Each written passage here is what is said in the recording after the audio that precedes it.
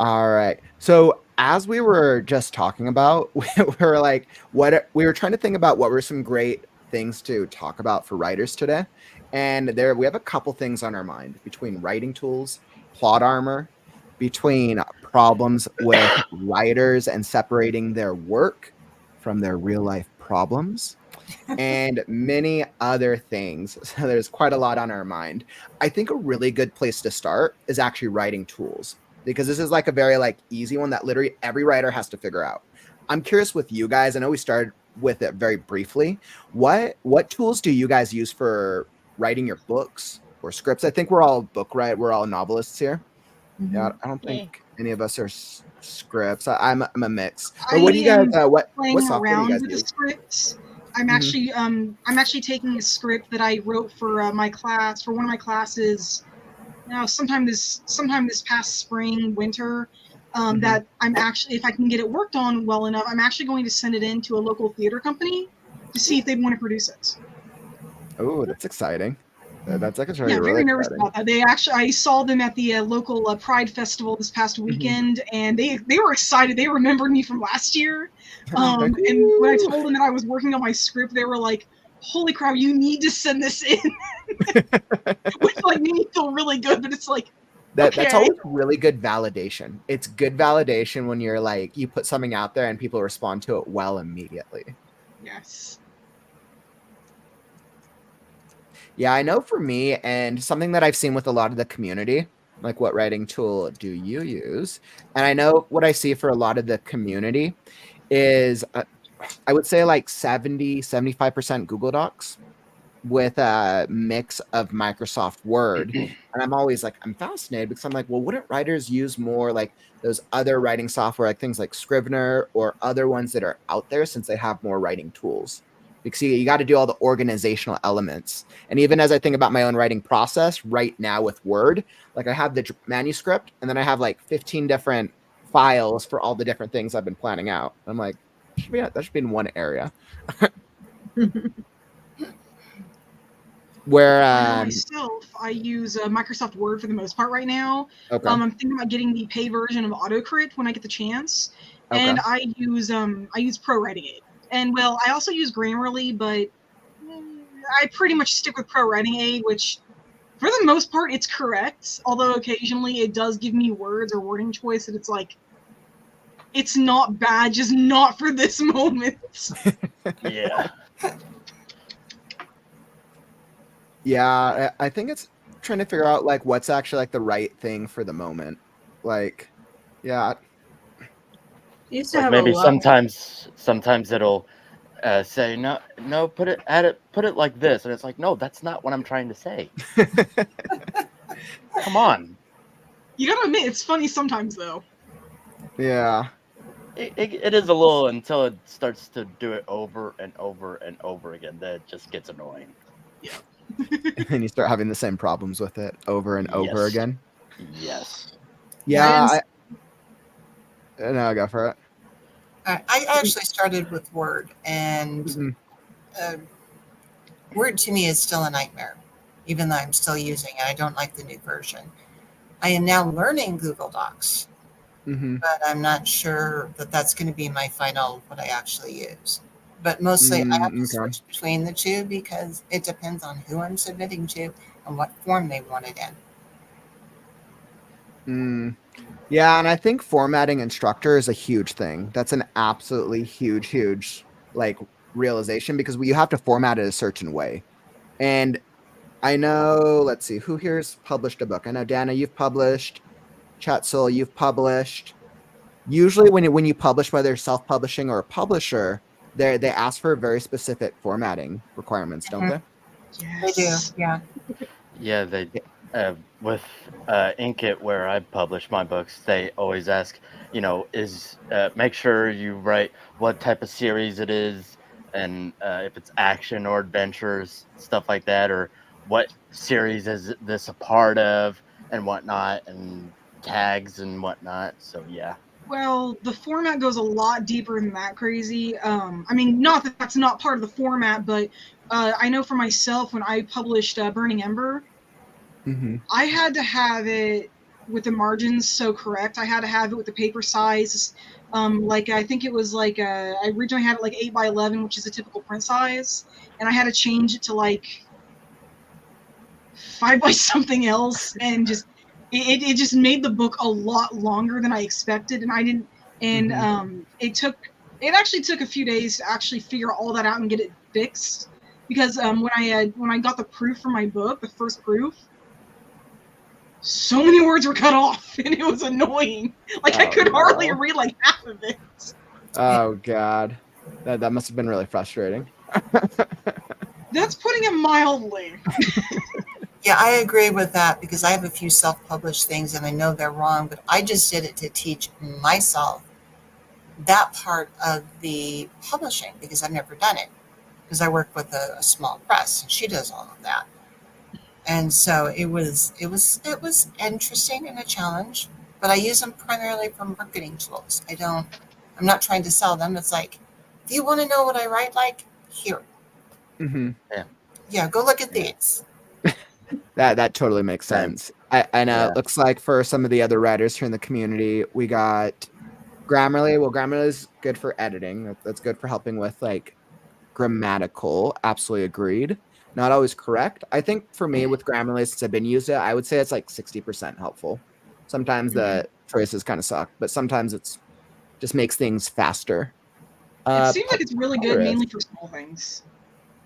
Have any of you guys used Papyrus before? I'm not actually sure what that is. I don't know that one either. Yeah, Megan, I don't think we've heard of Papyrus before. You could drop it in the comments if what it is, like another writing software. Sounds yummy. And then Pro Writing Aid, I've heard of that one before. Grammarly and Pro Writing Aid always battle. Yes, they do. I feel like on the social medias, I feel them all these different like writing software just competing for my attention. Well, I'm an English guy, so I don't actually have to do that. I've already you do it so inherently, Dana. It's awesome. I was like, I've gotten myself to a good point, but then I like, all right, well, I feel like sometimes it'll catch things that I'm overlooking. I don't know. Yeah, I could say I think it could definitely help a lot of, or it helps a lot of writers who don't have that like eye for words and who don't understand the logistics of grammar, of nouns, verbs, adverbs, all the things, and sentence rules and syntax and everything that goes into forming things the way that they're supposed to be as compared to the way that they sound nice. And I think that's always that battle. I feel the inner editor in me starting to come out. Yeah, the Pro Writing Aid, I've used a lot of its features. I've been using it for about, I think, 2 years now. I just renewed it this past July, and it had there's actually features where it can tell you how many times you've used a certain word that you really shouldn't be using, that you need to go back and change.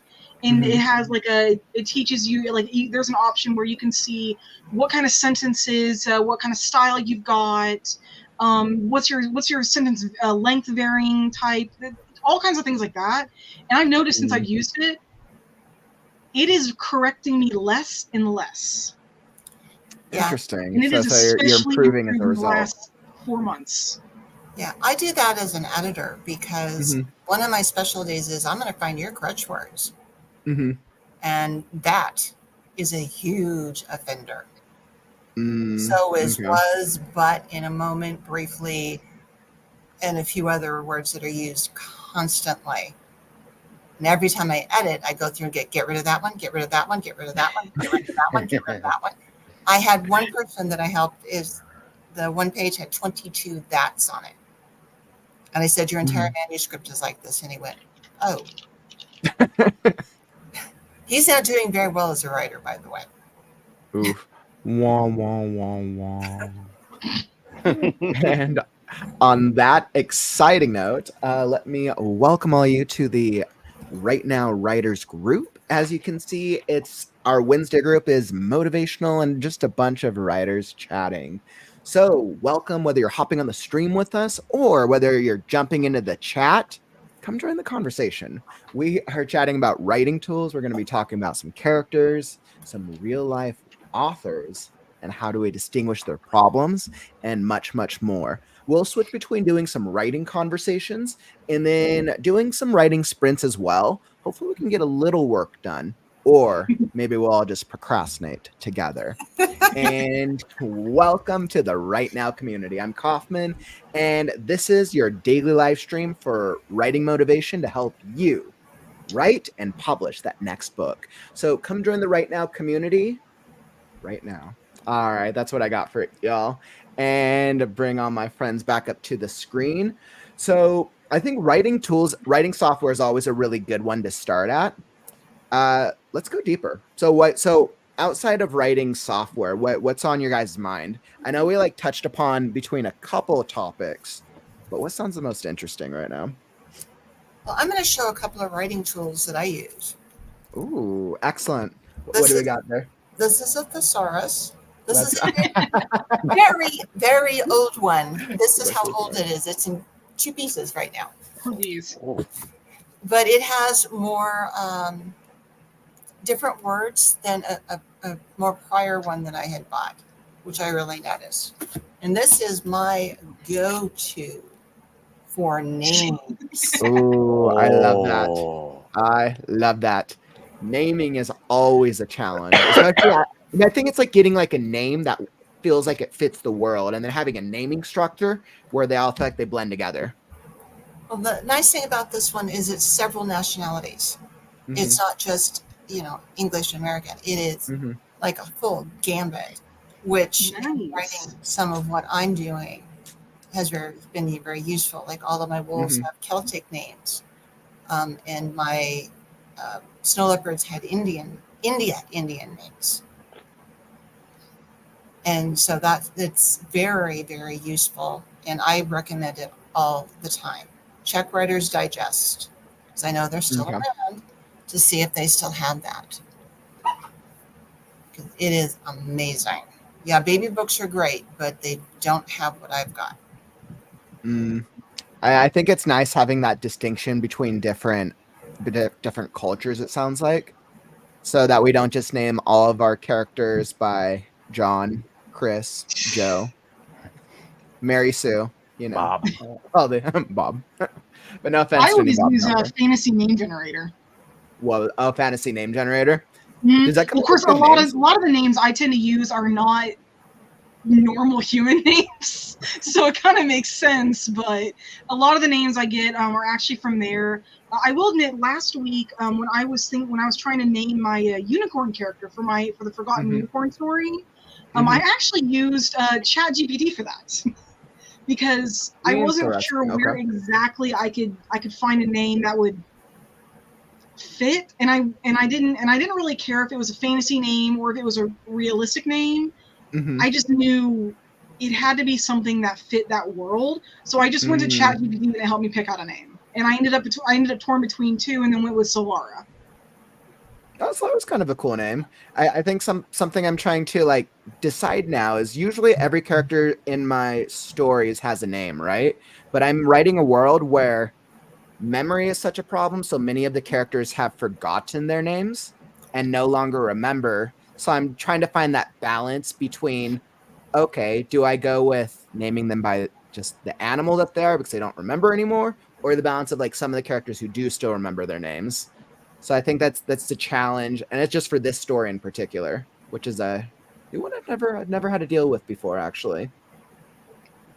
This is not exactly like that, but I do have something that might help a little bit. I had a fan fiction I wrote like a month ago where the character slowly lost themselves and they stopped recognizing the people around them. Like he went from immediately knowing what he was doing to suddenly wait a minute, why am I doing this? And then so they're basically losing his short-term memory, essentially. Yeah, he saw the 2 people in front of them, knew they were familiar, but he couldn't think of their names. And then suddenly he just in the next couple of paragraphs, he just recognized them as vaguely familiar humans. And he slowly lost himself into. It was a Zoan from One Piece, and he went through an awakening that failed. So he slowly lost himself to the animal, and I was working with that. And so what you're describing kind of reminds me of that. Is just that forgetfulness, that not knowing his name, not knowing anything, just that kind of more animalistic side. Yeah, that's kind of interesting. I think what I've focused on with the memory thing is predominantly long-term memory. When I think about separating the two, because we have the long-term and short-term, I think that the main focus has been the long-term memory. I feel like there's an opportunity actually for the short-term memory of it, but I don't think I've explored it too much. But this makes me think this is a good thing to think through, though. Yeah, just so you guys know, occasionally I have short-term memory issues. Okay. And it's interesting because, like, yesterday in the doctor's office, I had just talked to somebody, and when the gal came in, I went, there were 3 things, I can't remember the other one. And I just told somebody. And she brought it up, and I'm like, oh yeah, that was the 3rd thing. But it was just a quick glitch, which happens when I'm extremely stressed out, like I am right now. Oh, wait, with how much you have going on right now? Yeah. I was at one job where it was constant, and when I left that job, I noticed that my memory improved. So it was just, like I said, I'm very stressed right now. There's so much going on; it's insane. Says the woman who has 3 books on deadline, and 2 short stories. Well, Dan, I think you touch upon a really good point, and this is actually something that's been on my mind lately. For a lot of writers and authors out there who are maybe working on their first books, or maybe they've taken a break for a while, how do you guys find that balance between like the craziness of life, right? Most of us have 9-to-5 jobs of some type.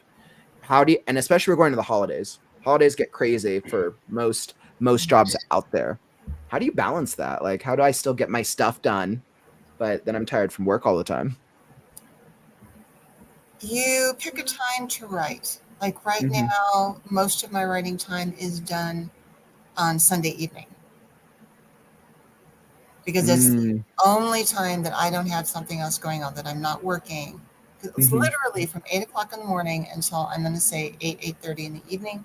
Everything's wrapped around work. And then I go to bed within 1 to 2 hours after that. So during the regular work week, not much gets done. I just happened to get the day off today. Long story why. Well, we're happy to have you with us, Dana. Yeah. I show up when I can. Everything is around work. I'm getting a little tired of work. I have made the decision, finally, but this... We'll help you procrastinate any day, Dana. Anytime you need. Well, this is the whole thing, is by the end of the year, I'm checking out flex jobs right now to see what they have, because I'm wanting to get away from what I'm doing and do something else. I'm just... You said you're checking out flex jobs? Flex jobs, FELX jobs, yeah. Okay. They have everything from part-time to full-time to freelance to... That's awesome. So doing something that gives you a little bit more flexibility. Exactly. That's what I'm looking at. Yep. Because I know for me, like, it was so hard for me to write, create, and be creative when I was doing like the 60, 70-hour work weeks, when I was managing with customer service. Like, it was very difficult. And especially on the days I would try, but then I'd feel burnt out. And sometimes with the student lifestyle, it was hit or miss. It's depending on how much school work I had or how many clients I was helping. I like that your strategy, Dana, with like picking one day to really focus on writing. I almost wonder if a lot of writers trip themselves up by trying to like pressure themselves into write all the time. I can answer that. I kind of do that myself a little bit. The last 2 weeks of school, I had 2 classes. I was getting ready for graduation. I was making sure I had everything set up, and I kept trying to push myself to write, and I got a few things done on my Lunarian story, but no, I'm not gonna lie, I'm dealing with a bit of burnout right now. Okay.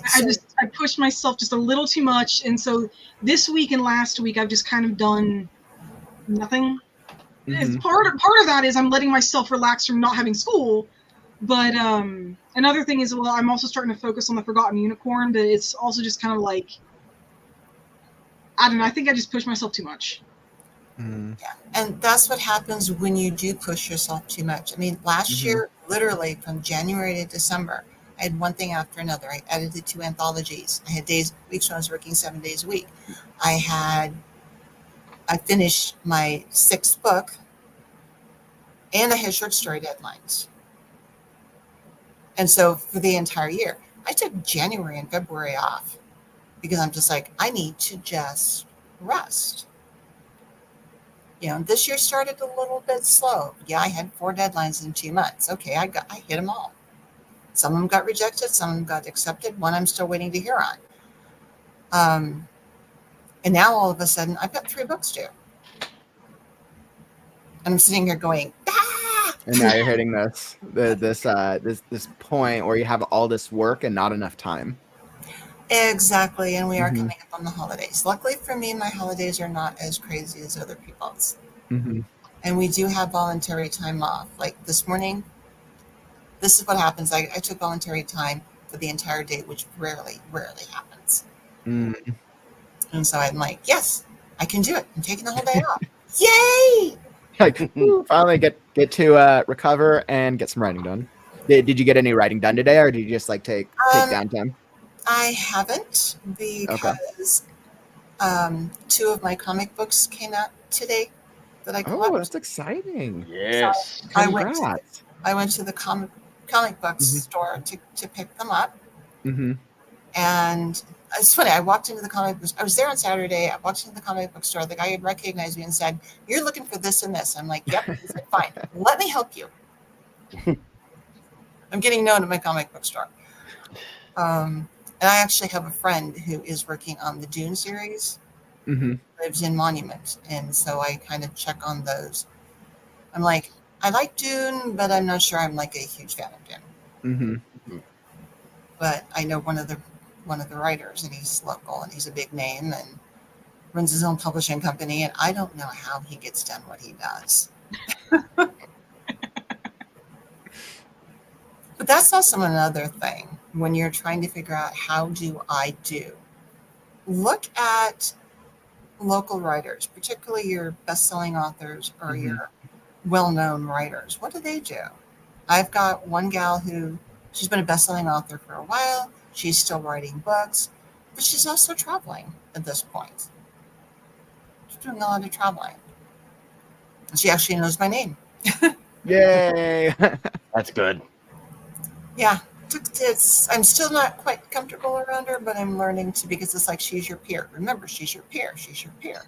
Yeah. It's like almost getting starstruck without trying to be starstruck. Yeah, exactly. Hey, I managed to meet David Gerrold without going all fangirls, so... Ooh, that's exciting. That's awesome. Yeah, the Trouble with Tribbles from Star Trek. He's actually a very nice man. He signed everything I asked him to. I even said, "Can I take your picture and post it on Facebook?" And he said, "Yeah, sure, go ahead." So I think that's one of the coolest things when you meet somebody that you respect or you look up to, and they're a kind human being. Like, nice. Thank you for validating, and thank you for helping to spread some kindness into the world. That's my thinking when I meet somebody. I'm like, I hope you're a good person. Yeah, but I think what's interesting is when a lot of writers get stuck. I know a little bit for what you were saying, Sol, that you were feeling burnt out. And this was just something that worked for me a while back. But I think it's trying to understand what it is that's actually holding you back. Like, why are you feeling burnt out? And talking like with so many writers, what I've learned is like writer's block is a thing. But I think writer's block is actually a lot bigger than people make it a lot bigger than it actually is. I think sometimes people just need a break. And like you said, Dana, like you took a break for 1 or 2 months, like great. I think trying to understand like, okay, do I not want to write because I don't feel inspired? And maybe it's a lack of energy. Maybe I'm tired from work, from school, from anything else, right? If it's a lack of energy, then just take a vacation. Take a break from writing for like a month, a couple of weeks, and then make an intention to come back to it.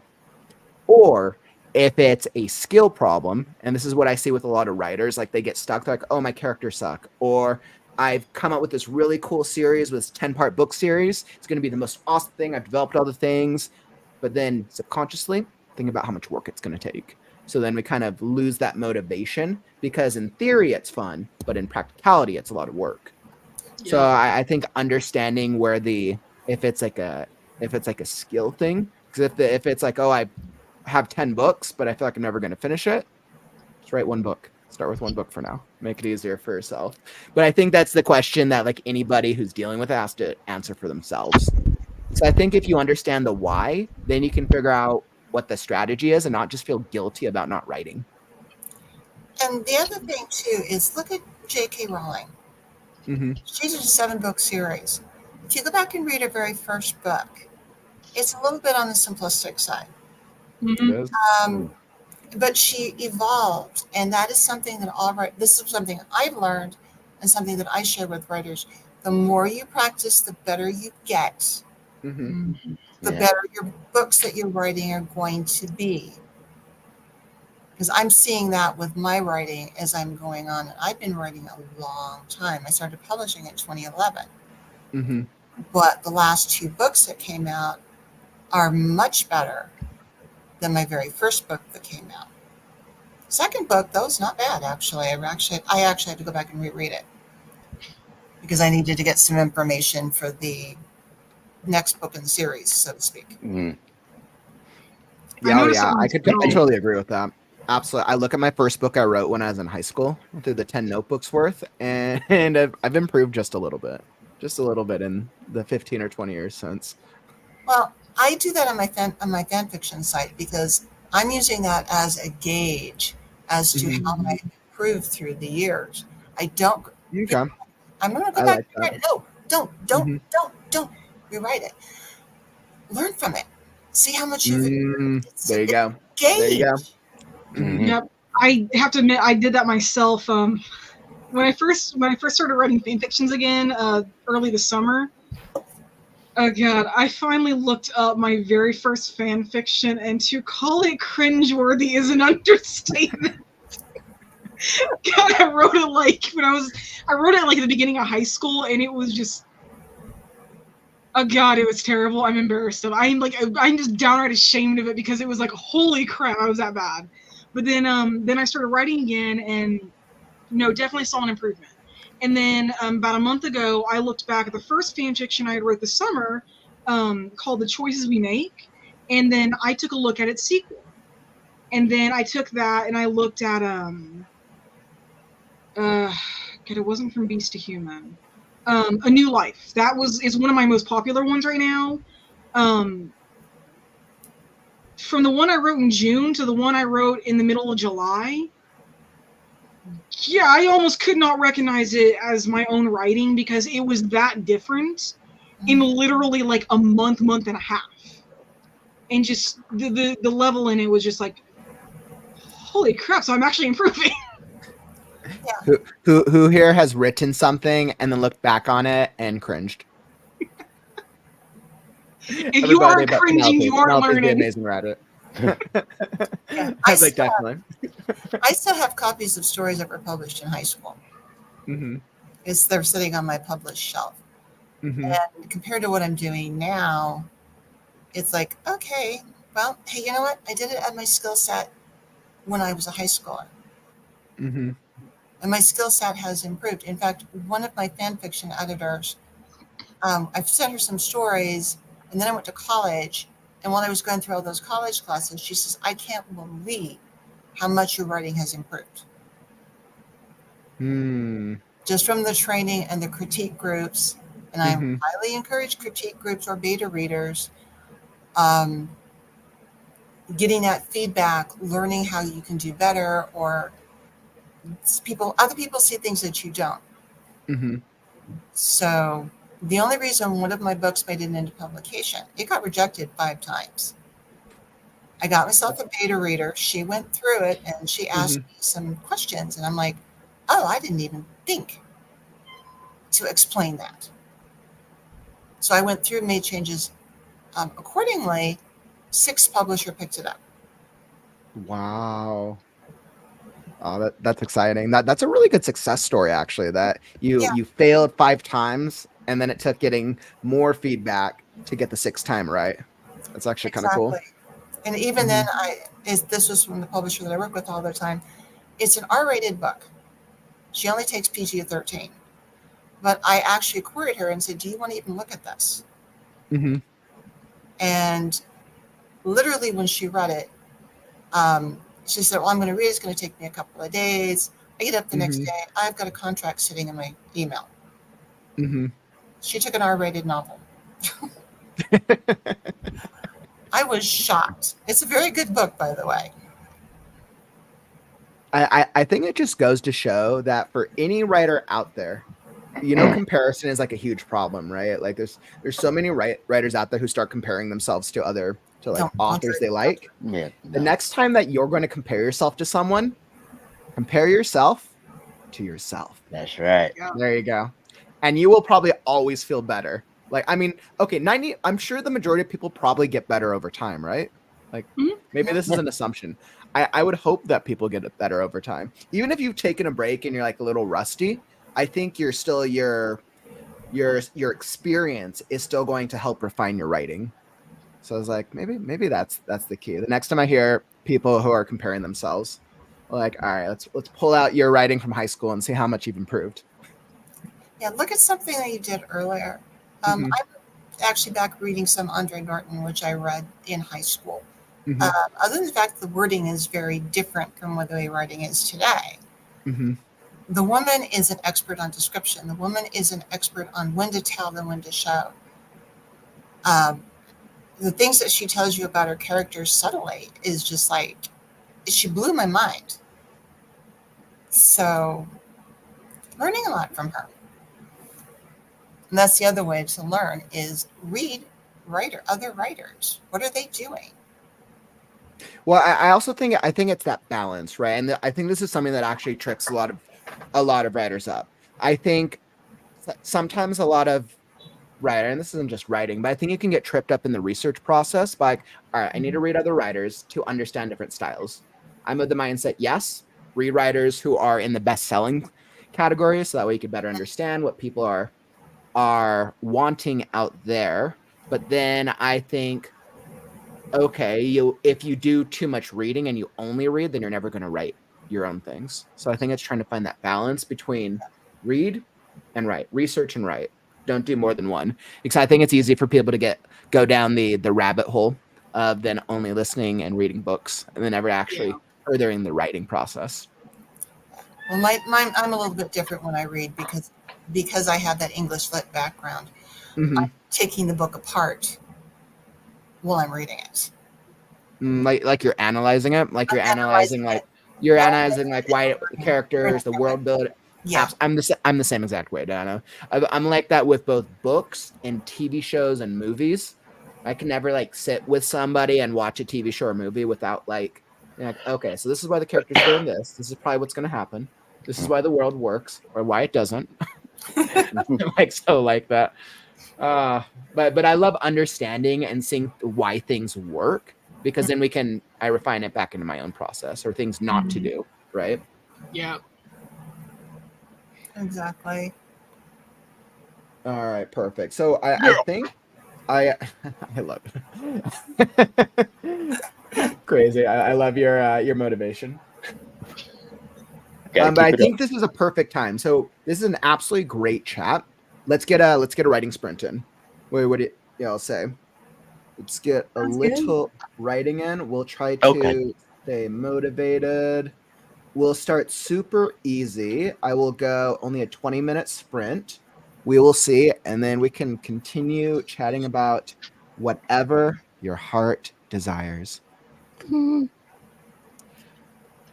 right, and finding the cool background. All right, here we go. Perfect. And let's go slideshow, and I am all set. Okay, so we have, let me throw it up here on the screen once I share the screen. All right, there we go. Perfect. So we have our writing background. I got our little writing timer So we got 20 minutes on the clock. Let's get some writing in, and then afterwards we can like check in on what we're all working on. We're going to make some progress today. I believe in it. And maybe actually, chat. So I have no chance of beating you today in a word count because I'm not writing today. I'm working on map development. I'm developing the map for my world. So maybe in character count, in pixel count. All right, my friends. Good luck with the writing sprint. 20 minutes, and may the words be with you. All right, and it's time to write now.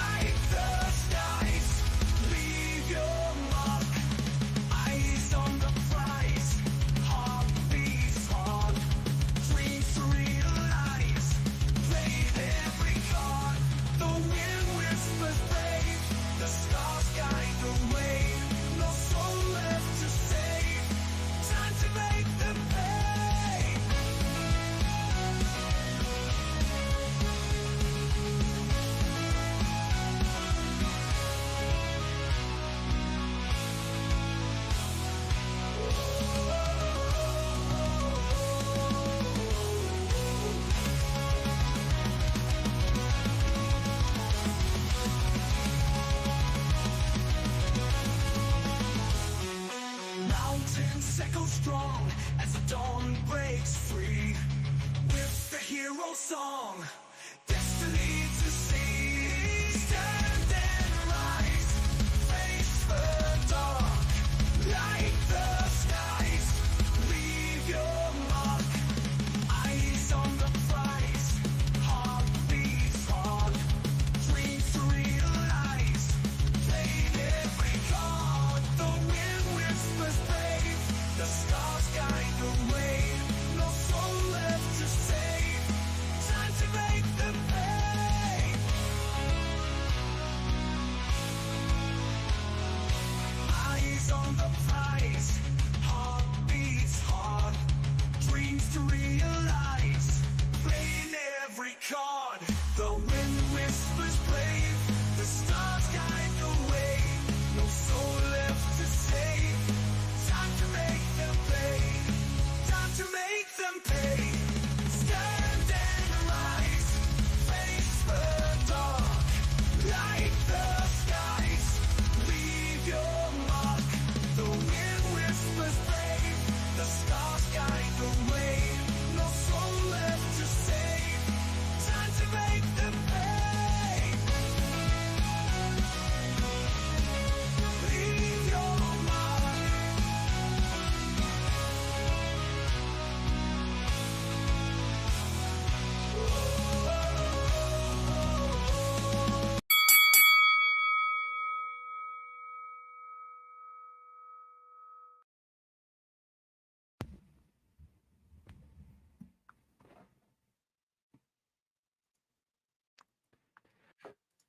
All right, and we are back. So hopefully we got some good writing in with that writing sprint. Let's check in on the others and see if hopefully we made some progress. And by the way, if you're enjoying this stream, don't forget to, if I were prepared, with a follow and subscribe. We're here every Wednesday with the Right Now Writers Group, giving hopefully you some motivation and hopefully ourselves as we make some progress with our story. So come join right now. Tap that button. All right, and let's get into it. Let me bring everyone back up. We do not need that. Hey, there we are. All right, my friends, welcome back. Hello. Welcome. How'd that writing sprint treat all y'all? Pretty well. Really well. Able to get some like good stuff in? I'm nearing the end of my first chapter, so Ooh, that's exciting. What's everyone? Okay, what did you guys accomplish? Oh, I guess we should probably start with word counts. Everyone loves word counts. What word count did we achieve in this writing sprint? 752. Ooh, 752. Well, I made 752 trees, so we're even.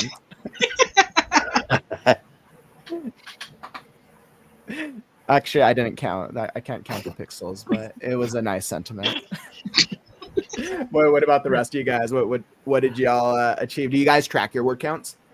I actually don't. The only reason I'm kind of even keeping track is I have a 5,000 word limit. Yep, especially with like shorter fiction. Absolutely. Yeah, I'm working on a short story for an anthology.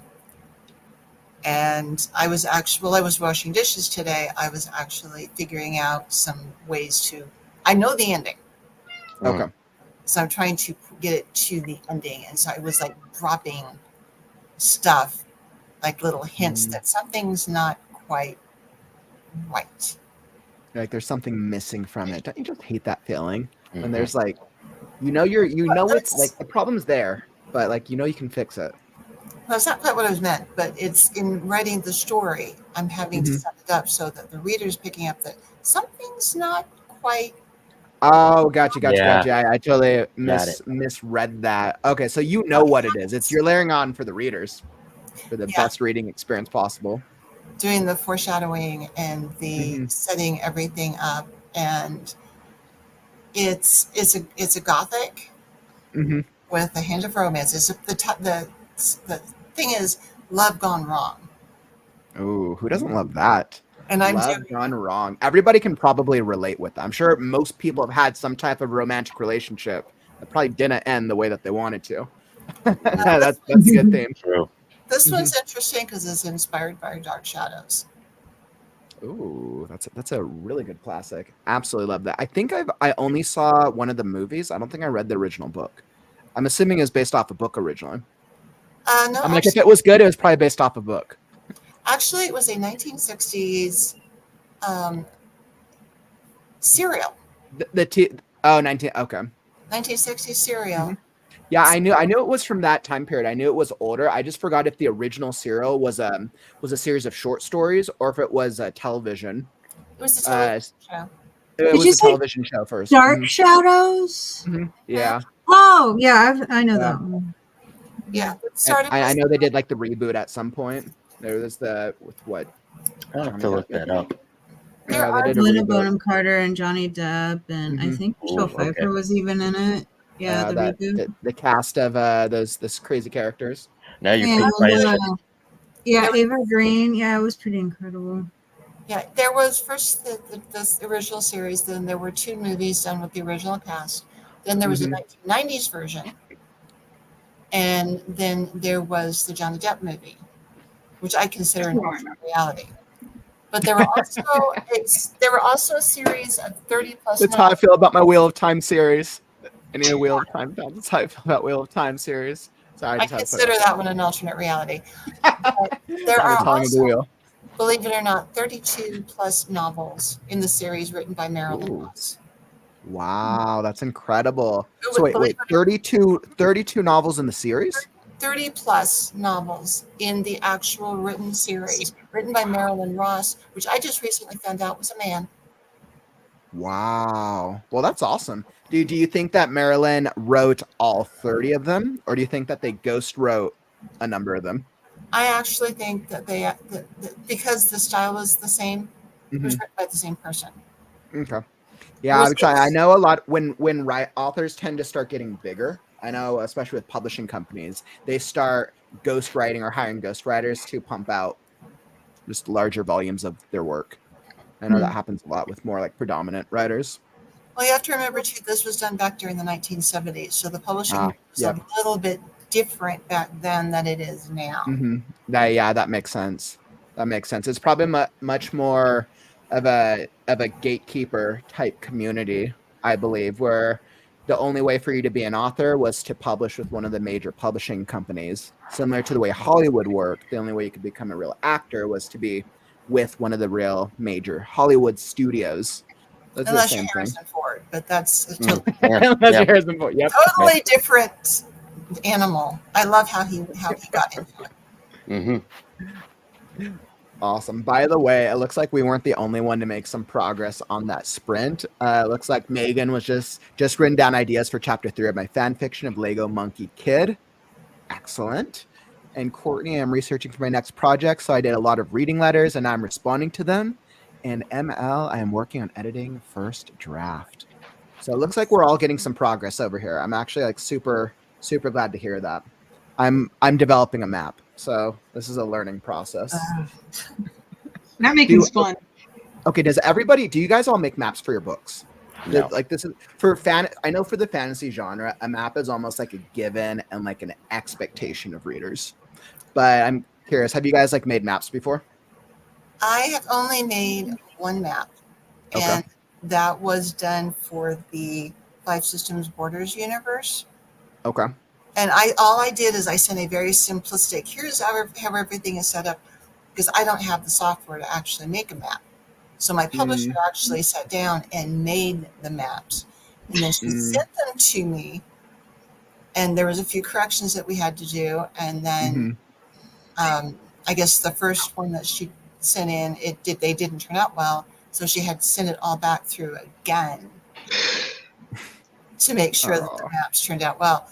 And I'm at like, least you got to go through all that, like the process of like, yeah, this map, no, this part doesn't work. At least you got to go through that revision process. Yeah, it was interesting. I will never do another map ever again. I told her to save these because she will need them for the rest of the series. Which is good. I mean, that's a great thing with series, right? You're always going to have the same map. If anything, you just expand on the world if you grow it out more, generally. It's interesting. I have a lot of very interesting characters. I have wild dragons. I have intelligent dragons. I have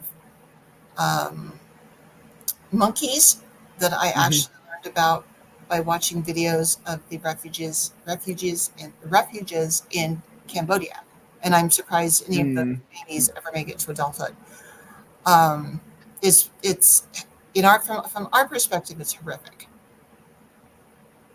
but it was interesting.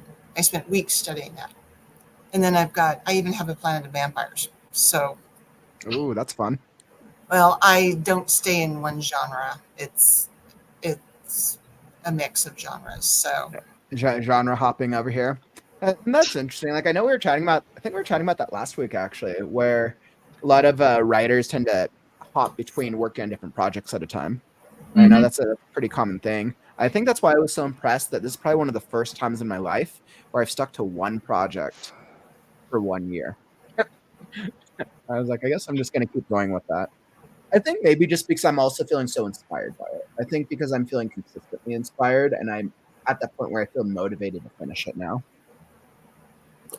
yeah, sort of like when I wrote my paranormal romance, I did that in 2 months. It usually takes me longer than that to get through a book, and then that went 2 months, and it was like boom, it's done. And I'm like, how did I do that? Yeah, I will say that I didn't really know what to expect out of this process. I also didn't know what to expect out of map making either. I have like this long list of like this to-do list that I do between drafts to like prep so that I can actually know what to do. And now I'm doing this like map making thing and I downloaded a program. It's interesting. Now I have to teach myself, but I think I'll come up with a cool map. I think so. Map making is really fun. I've done it a few times. Sometimes a few times just for the heck of it. But I actually had to make a redesigned Earth for the Pirate series, and for the World of Morris. Yeah, no, I had to create an entirely new planet for that, and that was just really fun. I'm still kind of trying to actually like draw the map itself, but I have all the major locations planned out. I've got them named, and I know where they're at. Just actually have to physically make it. And originally, when it was designed as a D&D game, as a D&D campaign, I was actually going to draw it out on like some old brown paper and like crumpled up to make it actually look like a legit map. It was supposed to be a prop. It's supposed to be. I was well, like, now the yeah, World I of was Morris like, is a podcast, so it's not going to be quite the same, but it's something. yeah, I don't really know how writers usually go about doing map making. So I literally just downloaded this program that seemed to be for map making. I was like, but I don't know how many writers can actually relate with that. It's like, I don't know. Maybe it's just a fantasy. No, I mean, I think I see it in some other genres. Well, I've seen suggestions like taking a bag of rice, dropping it on the floor, and then just tracing it. Oh, that's interesting. I've seen That's that really too. interesting. And then turning that into the outline for a world. Interesting. Yeah, I don't think I ever would have thought of that one. You could That's take clever. dice. Like you could take dice and you would like scatter them across a piece of paper, and then you would like draw shapes around them to get an idea for continents, islands, things like that. And then like depending on the number that was facing up would depend on like what was there. Like, is it a certain kind of location? So like, is it a town? Is it a village? Is it a hamlet? Is it a plains? Is it a lake? Just different things like that. It was really neat. I have it saved somewhere, but it was just kind of a neat. It was kind of a neat thing for designing a D&D map. It utilized, I think, every kind of dice up to a D20. I was asking myself like what the process is for making a map because I can't draw at all. I can draw a stick figure if I'm lucky. So hence why I'm using a program. And I'm like, okay, well, I think about like these like classic fantasy books, right? How these maps are designed. So I was like, okay, well, I think I'll revolve the map then around the locations in the story and then build out the continent from the major locations. That's sort of what I did actually when I designed when I designed the original World of Morris series. When it was meant to be a D&D campaign, I knew the major locations for the three main quests that I had. The first one was the Glassgar Mountain with the Glassen Spring. I knew about the Danomir Castle and the catacombs beneath it that led to it. I knew about the Great Sea, and I knew about the desert. But aside from that, I didn't have anything real specific until I actually started like going in and planning it out. And now I have like this entire list of every village, town, hamlet, all of those places, every species found there, everything of interest. It is like 6 pages of information. I think maps speak to our gamers out there.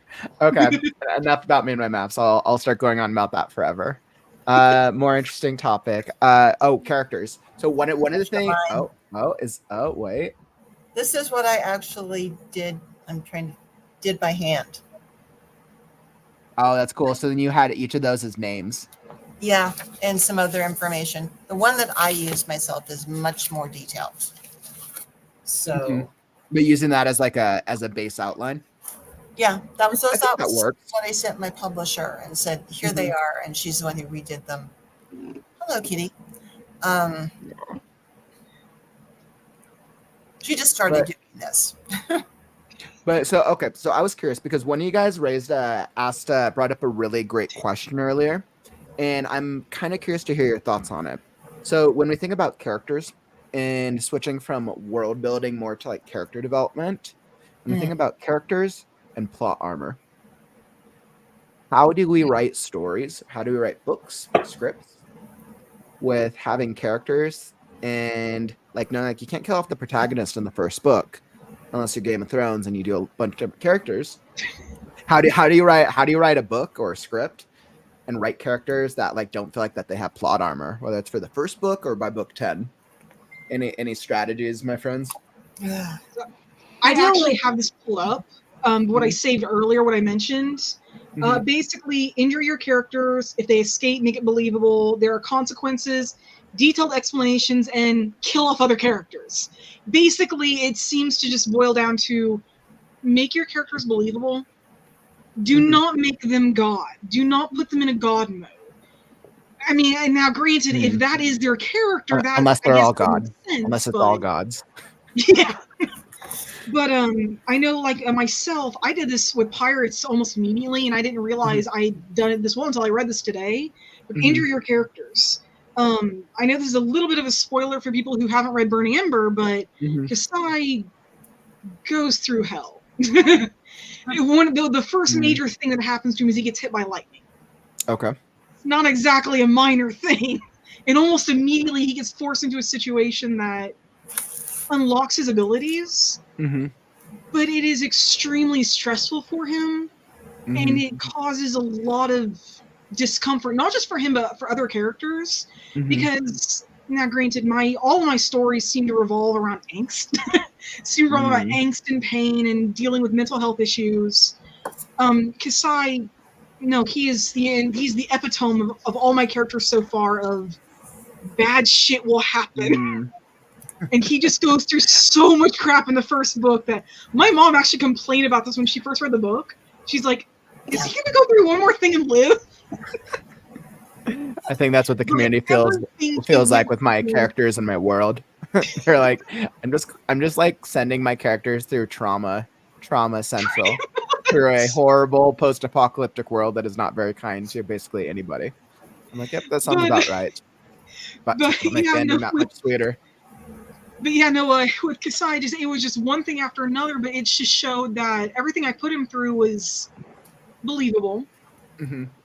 Okay, now granted, getting hit by lightning, most people don't survive that. But at the same time, this wasn't particularly natural lightning. For one, it was channeled through another character. And then it was channeled through another character who deflected it. And Kasai got hit by one of the outlying arcs of it. So it wasn't an actual direct hit, I guess. It was more of a second degree indirect hits. It was like an indirect. I mean, it could have been a lot worse. I can see that. And then when you got hurt again,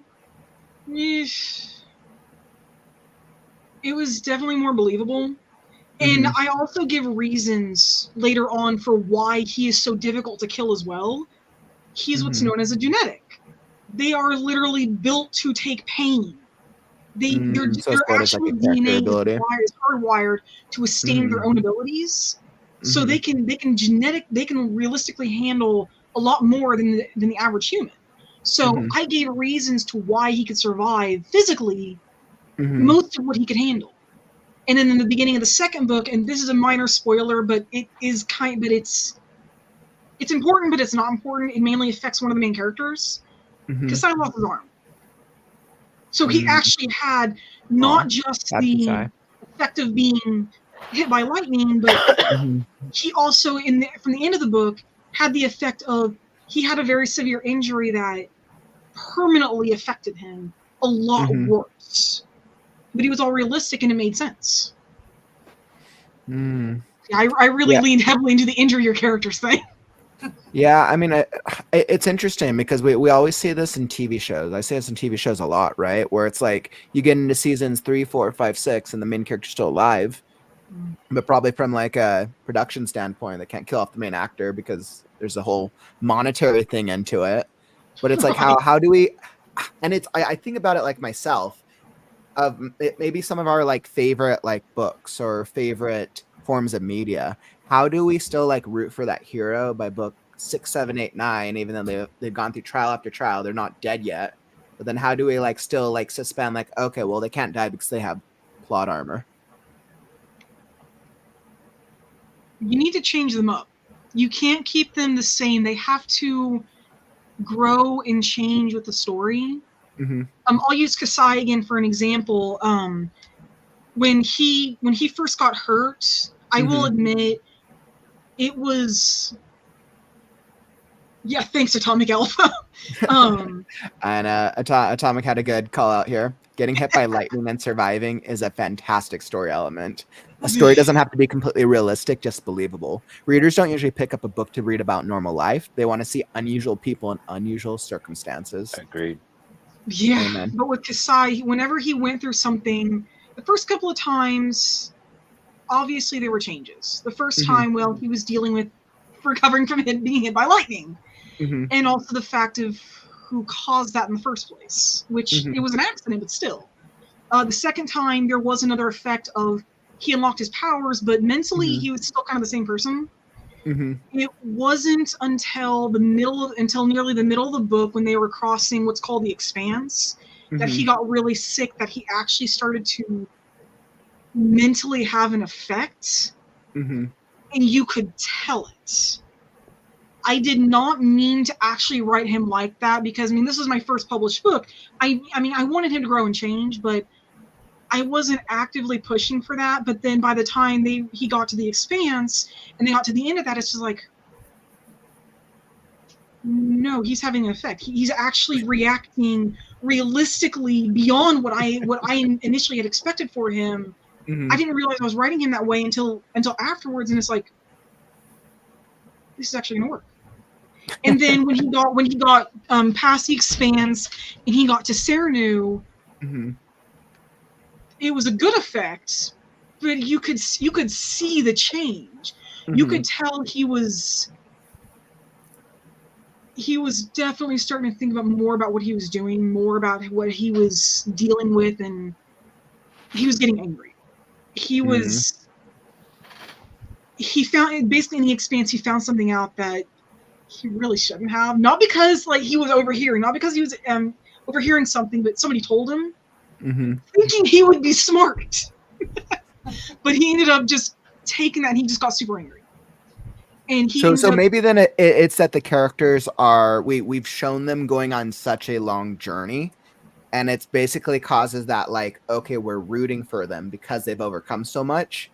So we've suspended the plot armor belief because we care about their end. We care about whether or not they survive. He got to that point, I try to look at it from an outsider's perspective. For some reason, I'm really good at being able to do that when I want. But I noticed that he was extremely relatable. I had seen characters like him before that went through hell, and sometimes they made stupid decisions. And when they went through those What? Our decisions, characters don't make stupid decisions. They're all smart. They do. but when he actually went through this stupid decision, it was beyond relatable because it was one of the moments where I wrote myself into the story. Mm-hmm. It had very severe consequences Mm-hmm. that were completely unexpected, Mm-hmm. and he was not prepared to face. And how many times does that happen in real life? Mm-hmm. We do something stupid, Mm-hmm. and there's a consequence that it hits us out of nowhere. Mm-hmm. And to top it off, it didn't even happen to him. It happened to somebody. It happened to one of the major characters, Mm-hmm. not him, but it affected him directly because by that point, well, just before that point, no. If you're not rooting for him right before that point, then please tell me, and I will rewrite him. Because I'm actually very proud of that part. Because by that point, I loved how I wrote him, and how I basically destroyed him. I will admit, I destroyed him basically, and I loved it. Mm-hmm. But all because he was relatable. And a lot of people deal with shit like that all the time, and it's sad and disheartening, but it makes for a good character. Is there any specific characters that come to mind for you guys that you've written that you feel is just like so relatable? Maybe because of like the things that they deal with. You guys have like a favorite?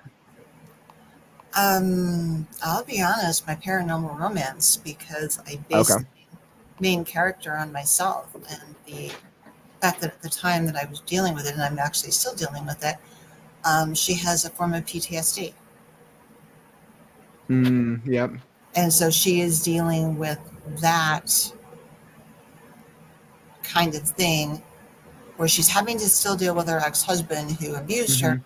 And then she meets, just to give you an idea, she's a paranormal romance writer who meets a vampire at a science fiction convention. And that was the whole setup for it. And so she is trying to deal with this, and all of a sudden she's in a relationship with a vampire. And there's a whole bunch of stuff that happens, that she gets kidnapped, she's forced to get married. I mean, it's insane. But it was a lot of fun to write. And that was the one I wrote in like 2 months. But one of the things that I did do is my first novel, my characters are all some sort of animal. I can relate with that. And when you're dealing with animals and their mentality, they think differently. In fact, one of the biggest compliments I got was, "Thank God you're writing a book that actually shows cats the way they are." And I went, "Oh, okay." And all the things that happened, and the fact that all the changes that happened, and agreements that got made, and that kind of thing. And one thing I found by accident is that my wolves were all instigators. They would Those instigate. pesky wolves. Well, actually, I don't think of them that way because I understand the pack mentality and how they work. But I discovered they were instigators. They are the ones who dropped off a puppy for a cat to raise, so that the cat would learn to communicate with the puppy and somebody would understand their language, because none of these creatures speak each other's language. And the That's same a good point. I think I've broken the language barrier in mine. I have all of my animals speak a similar language, but I built it into the plot specifically. There's actually a very real reasoning for it. Well, in this one, there wasn't because, and then Indrani, who is my snow leopard, they're actually called snow ghosts. You don't find out that until the second book, but she actually healed a wolf, and this is how she learned the language. And sort of as it kind of goes, some of them learn the language, some of them don't. I ended up with a mated pair between a wolf and a cat. A wolf and cat. I was like totally startled that happened. It was like, okay, I have a mated pair. Like, fingers crossed, this works out well. It actually does work out very well. It does. Okay, awesome. It's a female cat and a male wolf, and they end up as a mated pair. I think it's fun when we get to play around with like the different species like that, and then it's almost like you're exploring a multi. Would you say that it was almost theoretically exploring like a multiracial type relationship, because technically they're different species. Like it's like multi-species, It's but from like a multi-species. relatability. Yeah, and they kind of learn from each other. In the second book, I actually introduced the first humans, and this is in the third book. It gets really whatever. But one of the things these books have is there's a lot of character death. Mm-hmm. A lot of characters who died. I had a character who just I knew she was going to do it. Now, understand I'm a pantser, so I don't plan anything. But I knew when I was writing it. I'm like, oh my gosh, this character is going to leave. There's nothing I can do about it. Let her leave. Oh, sad. She was still a cub at the time, and she left. But and then I had in the second book, I killed a character that I hadn't planned to kill. He did something stupid. You're like, stupid character. I love you so much, but dumb character. He was actually trying to help everybody, and he made a really bad decision, and it cost him his life. Aw. And It's literally is it the worst feeling in the world to kill off a character?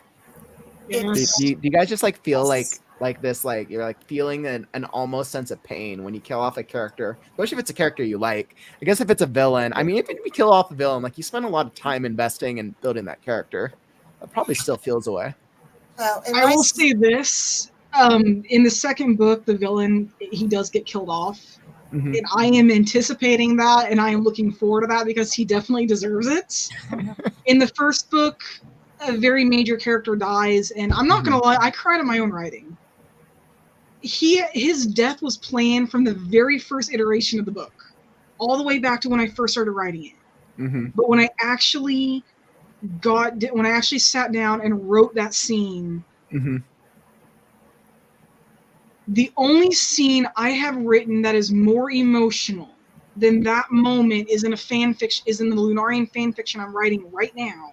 And I think that is saying something for myself because I'm really good at scenes like that. But I mean, when I had to kill off that character, it was just like, do I really, really want to keep doing this? But it was so established in every moment in every version of that book I had written. It's like changing this would change everything about the book, change everything about the series, and it would not be the same. And just, it was so integral to Kasai's character that I could not change that because it literally broke him far beyond what I initially planned, and it is working out very well. Yeah, it's in these particular things, the bad guy is actually the environment that they live in because it is so hostile and it is so savage. And I mean, I didn't quite cry tears when I killed off two of his wives at the end of the second book because I knew it was coming. And my niece did tell me in the first book that she actually cried when the Snow Ghost's mother died, which I consider a compliment. It is. I know, right? If we can make a reader cry with our writing, like that's a really that is such a compliment. That's an achievement. Agreed. Absolutely. Because our goal, right, as writers, we want to make them feel something with the stories we tell, right? Feel something, think some new way. Yeah, I think that's awesome. Yeah, it's interesting. I'm working on the third book now, and I'm going to be introducing the Lakoi, which are the wolf cats, who are actually going to have a wolf with them. And then there is a glow-in-the-dark kitty that very, very, very few people know about. They're also going to be in the book. I'm not going to say too much about the third book because it's still being worked on. And it's the final one. I already know how the whole thing ends. That's always good. It's nice when you plotted out the whole overarching story. It's not plotted. I'm still a pantser. I'm just like, this scene has to happen, this scene has to happen, and this is how it ends. This is you've plotted it to a certain extent in your mind, anyways, right? You know what the major beats are. Yeah. For pantsers, anyways. Yeah. Well, I'm having fun right now because I'm writing the second book that comes after Homefall Search, and a lot of the action happens in the harem. And I'm getting my inspiration from what is it called? Magnificent Century? or all the plot and intrigue that goes on in the harem and trying to be the favorite and power struggles. And it's like, oh, well, that's interesting. I'm going to borrow from that. And you can borrow from things, by the way. Yep. Yeah, I mean, I like to borrow from things like using as a framework for things that I already know work, and then building on like, all right, well, how am I going to do this differently or better? Mm-hmm. And I think sometimes that can be a good one. I completely forgot to share earlier that over the weekend, I had this like epiphany moment of I figured out the plot for my second book. So I think of like talking through like second and like third books, I was like, it was an epiphany. Like I already know what the overarching plot is for the series, but it just like came to me, and I was looking at a stuffed animal and in some like passing by shop, and it just came to me in like a moment of pure brilliance. And I'm like, it's brilliant. That's all. That inspiration can come from anywhere, Mm-hmm. anything. Like me adding the monkeys, and I actually have a scene that I'm pretty sure people are going to be a little upset about because Aw. it's not a nice scene, but it's how the monkeys treat their young. Oh no. It's It's like the truth. very, very realistic. Got a male dragging a kid around by their tail. And they do this. Dana, what do you think was the hardest part about writing a book with only animals? Speaking from one who's currently writing a book about only animals, I'm curious. Probably for me, I live with cats. B, I had no canines in my life. So the hardest part was doing the wolves because I'm like, I'm not sure about that. I had a Pekingese growing up, but I don't remember much about her.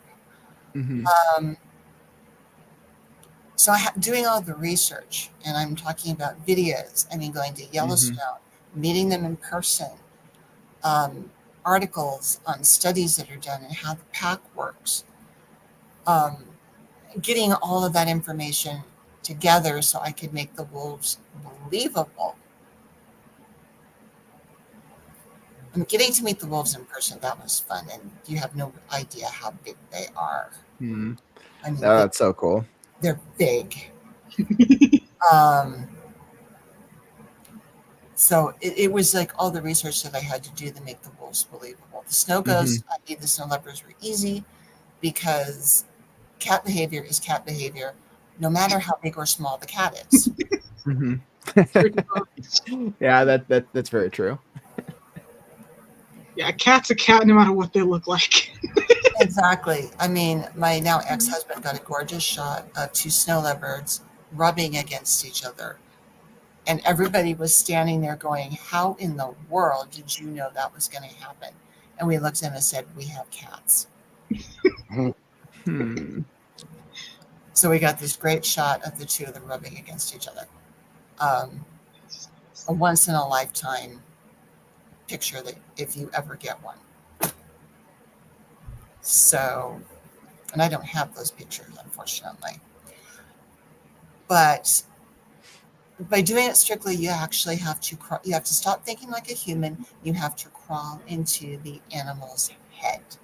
You have to become the cat. You have to become the wolf in order to write it seriously. And in the Homefall, they are shapeshifters, but they were a leopard, a black leopard, a wolf, and a hawk.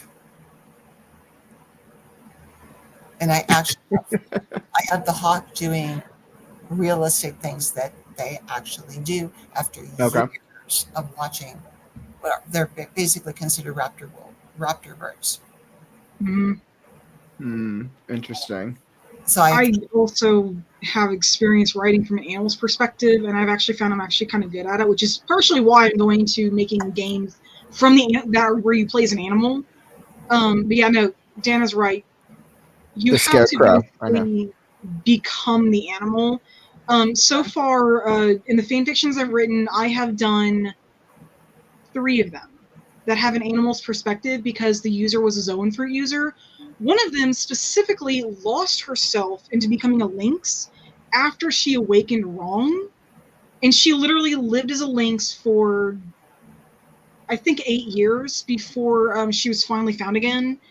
And she had no memory of herself. She had no memory that she was a human. She just had these vague notions of, this place is really familiar. I think I know this person, and I'm not sure why. And just different things like that. And I know cats. I know cats, and I knew how to write her, and it was interesting writing from her perspective because, like, this wasn't even a domestic animal. This was an animal that they can be around humans.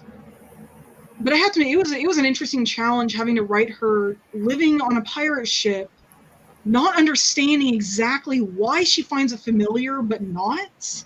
And reacting both as animal and human, and just it was an interesting mix. And a lot of her reactions, like in a fight, for instance, completely animalistic.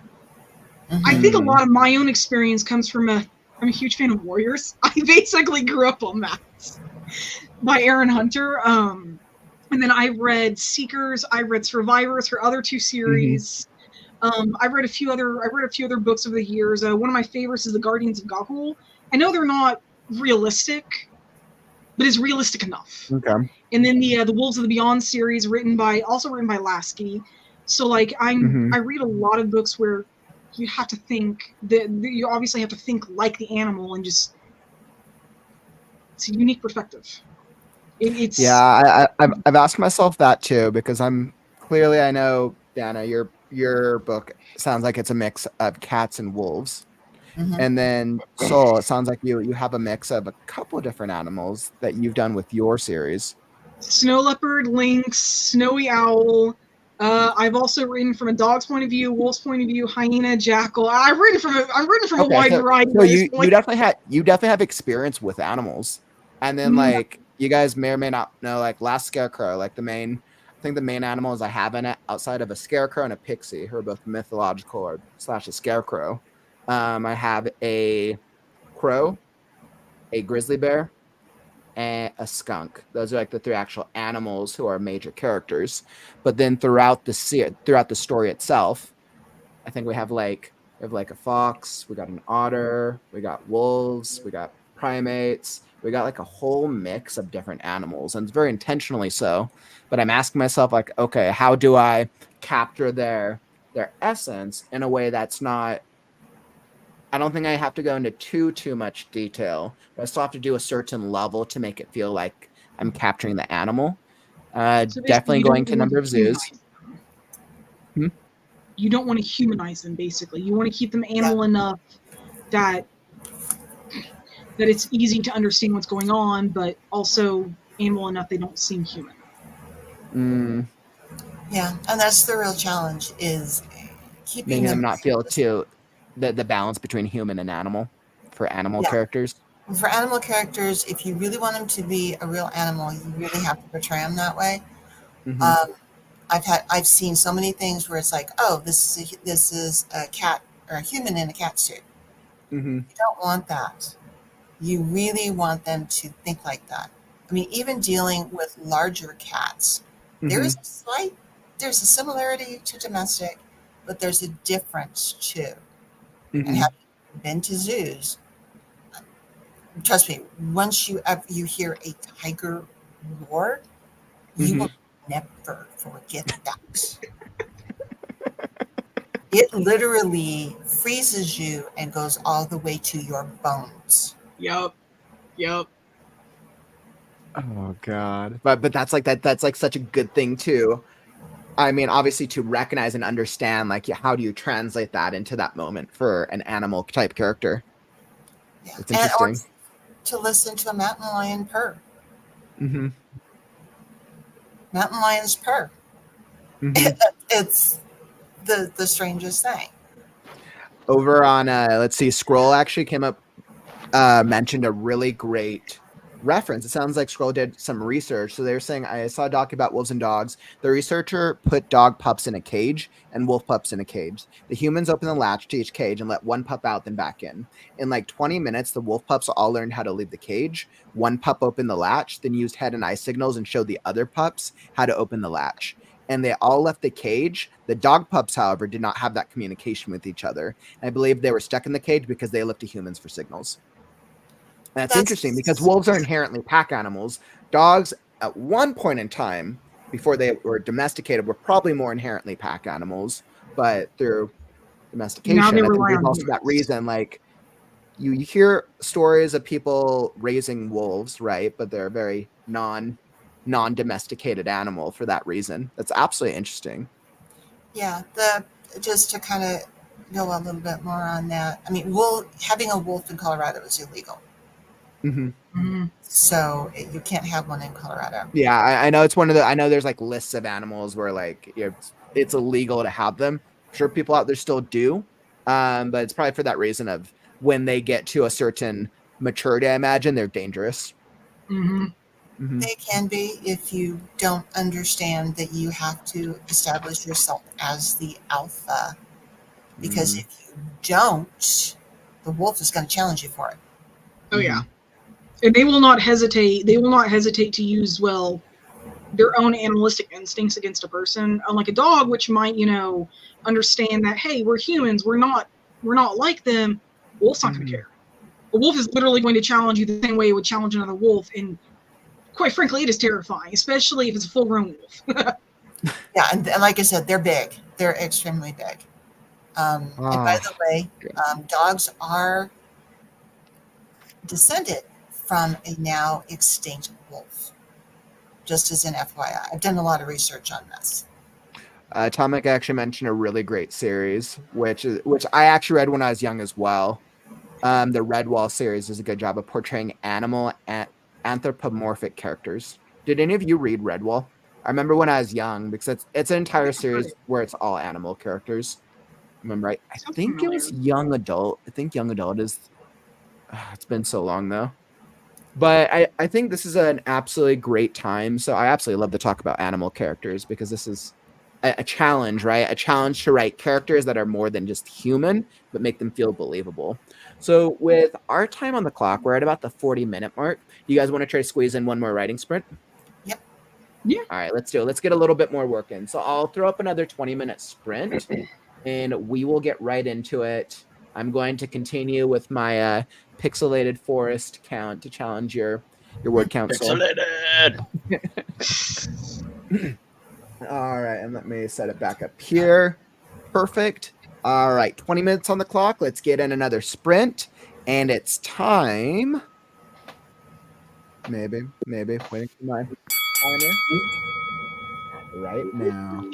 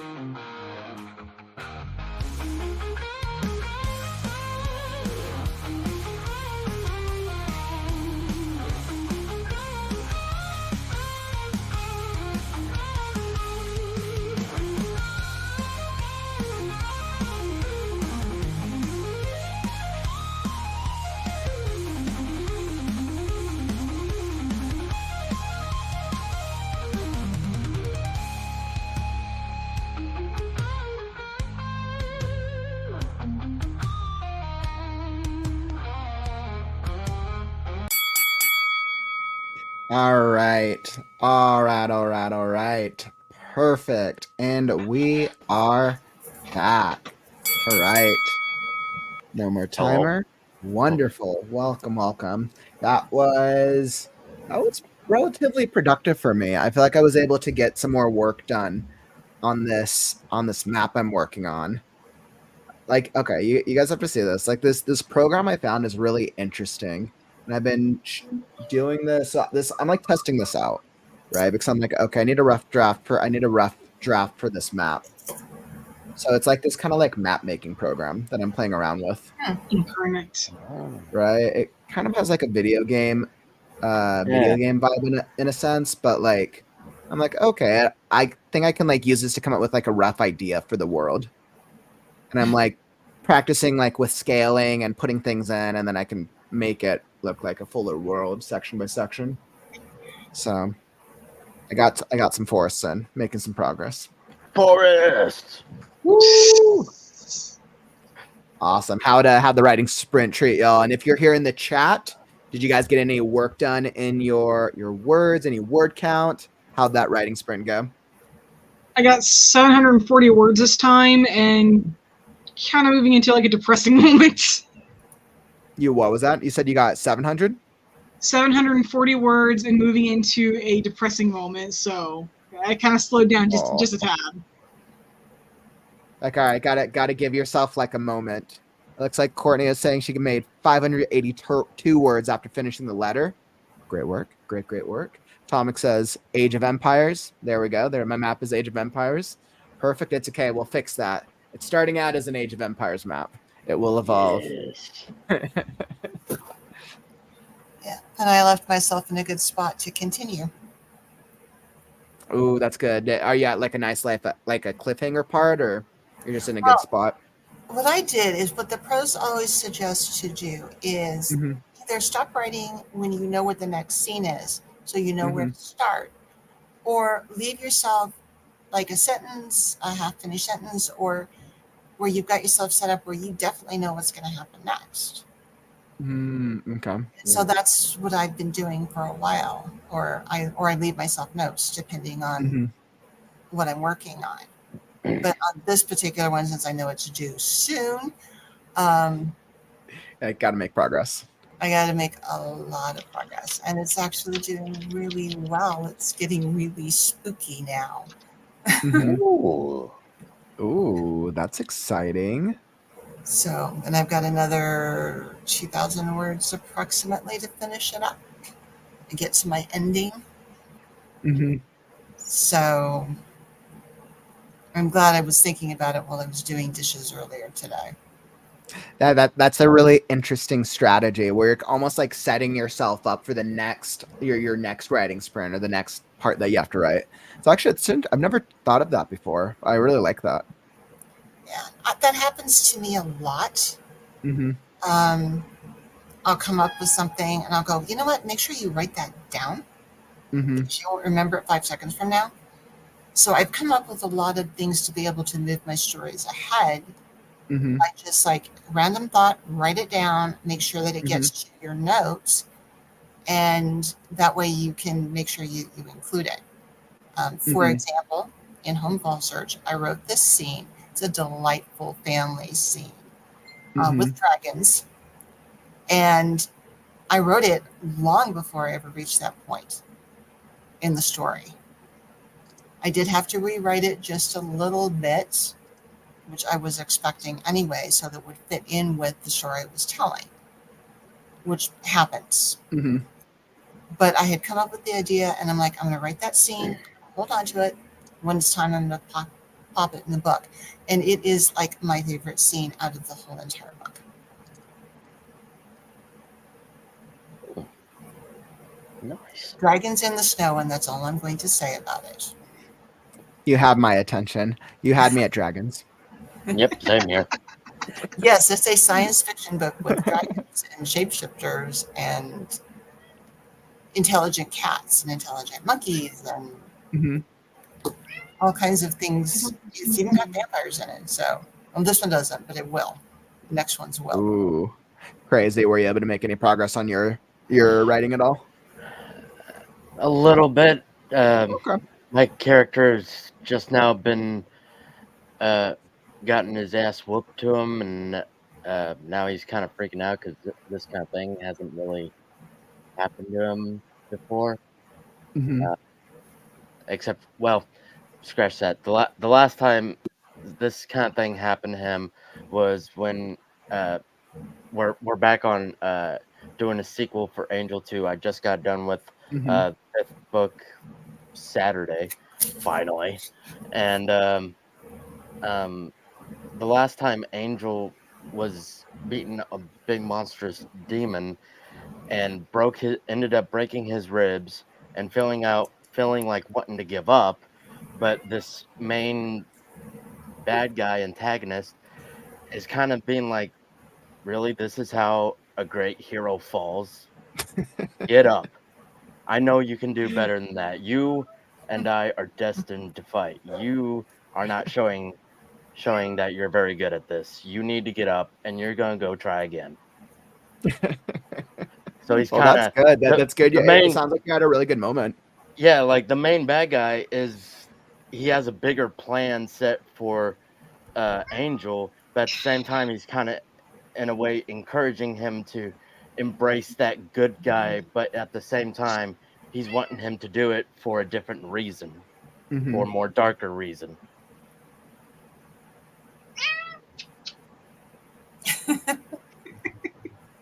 And Kitty. I love we got our writing and then we got our mascots here to support us. Kitty This- mascots. Well, that's normal behavior because even when I'm working during the day, they have their spots. She's usually under my feet, and he's within about 2 to 3 feet of me. And that's all part of the routine. And they're quiet, which thankfully is a good thing. Otherwise, I'd be in trouble. Your cats stay quiet. This one here is a massive baby and demands pets. And if he doesn't even get a single amount of attention, he yells at me. Well, mine are well trained because when mommy's working, they don't get any attention. Or they might. I actually have a glove that I use to pet them. It helps with the shedding too. I think I know the kind of glove you're talking about. I think I might have the same one. But this one, if he doesn't get attention, he demands it. He jumps in my face and he will yell right in my ear. My male is very, very vocal. But he demands more attention than she does. This is kind of unusual for her today, her behavior. Well, it sounds like we hopefully got a little bit of some good work in today. It looks like Marcella was saying she just tuned in, but tomorrow's her first day of college. Marcella, we wish you luck. And luck. to all of our students out there, wishing you the best of luck. I know it's fall is here. Beyond it being pumpkin spice season and everything nice, it is time for school and work, and we're almost approaching NaNoWriMo, which means National Writers Month is just around the corner. But we have to get back into the school session first. Atomic was saying they did an exercise where he had to develop a story premise from randomly generated words. Well, that could Sounds be like fun. sounds like a really good challenge. Sounds like a really good challenge, actually. I want to do that now, actually. That's a great challenge. And welcome, Stephanie. Welcome to the stream. Hopefully you're getting some good writing in today. But we've been going for a couple hours now, and I think this is a good time to say we made some great progress today. And I want to thank each of you for coming and joining me today for another writers meeting. We are in our 9th meeting and going strong. I was like, all right, will there be any meetings where I just show up by myself? I was like, that has not been the case. It's not been the case. We've had some really good meetings. Chat, Soul, Dana, and Crazy. Thank you for joining today. As always, I just love talking about miscellaneous writing stuff. And then using your cats as mascots for my motivation. Kitty mascots. You mean that's the baby. Awesome. Well, thank you so much, friends. And if you're here in the live stream, thank you for joining us. This has been a great meeting. Hope you were able to get some motivation out of it. And that brings us to the end of the meeting. if you want to come join us next week, let's say you want to hop on the stream, drop a comment, and you will be included in the list. And next Wednesday, every Wednesday, the Right Now Writers Group meets at 4 p.m. Pacific, 7 p.m. Eastern Time. We'll be here. Come join us for more motivation and writers chat. I'll be back tomorrow for another early live stream, continuing working on my Age of Legends map. And we'll be back early, 11 a.m. Pacific, 2 p.m. Eastern. So thank you. And that, my friends, is all that I got for you today. Don't forget, words are wind, but stories are forever. I'm Kauffman, and I'll catch you on the morrow. Stay creative, my